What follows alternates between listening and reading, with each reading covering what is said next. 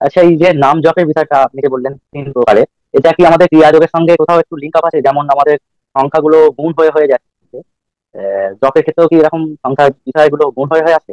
যখন আমি আমি যখন গুরু, সেটা হচ্ছে দ্বৈত মতে। যেহেতু আমি বৃন্দাবন বর্ষনায় যে আমি সাধনা পেয়েছি, আমি সেই সাধনার কথা বলছি। আচ্ছা, জয় গুরুদাস। তাই। গুরুদেব, দুইটা জিজ্ঞাসা। বিষয়টা হচ্ছে, আমরা মন্ত্র অথবা নিবেদন করি যে ওম নম শিবায়। ওম প্রথমে রাখতেছি, তারপরে নম রাখতেছি, তারপরে ইষ্ট মানে শিবায় রাখতেছি। আবার নারায়ণের ক্ষেত্রে কি আমরা দেখতেছি ওম নারায়ণেই নমঃ, মানে এখানে নারায়ণ আসতেছে মাঝে।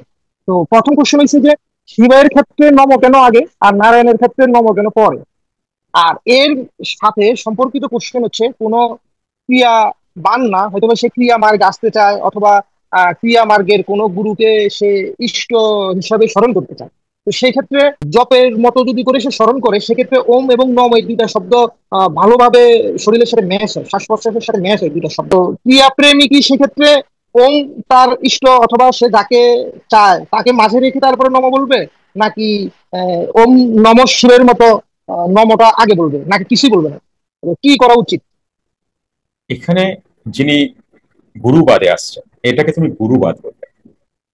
আমি তো এটা বলতে পারি না সব থেকে ঊর্ধ্বে। আমি যদি এটা বলি গুরুবাদ সব থেকে ঊর্ধ্বে, তো ঈশ্বরবাদীরা আমাকে চেপে ধরবে। ঈশ্বরবাদী কেন ঊর্ধ্বে না, তাই না? গুরুই তো জীবন্ত ঈশ্বর, গুরু। তাদেরকে এটা বোঝানোই যাবে না, আজ নয় কাল বুঝবে। তো তুমি একটা জিনিস দেখো, ওম গুরুবে নামাহা, যদি গুরুকে তুমি তোমার জীবনের সার করে নিচ্ছ। আমি যদি ডিরেক্টলি বলি, লাহিড়ী বাবার কাছ থেকে তো আমরা অনেকে আছি যে দীক্ষা পাই নাই, সেক্ষেত্রে কি তাকে এই গুরুবের নব দ্বারা স্মরণ করা যাবে? একদমই তাই। কারণ তোমার ইনারে ফিলিং কি, ওম গুরুবে নমতে কি ফিলিং আসছে? যোগীরাজ, লাহিড়ী বাবা,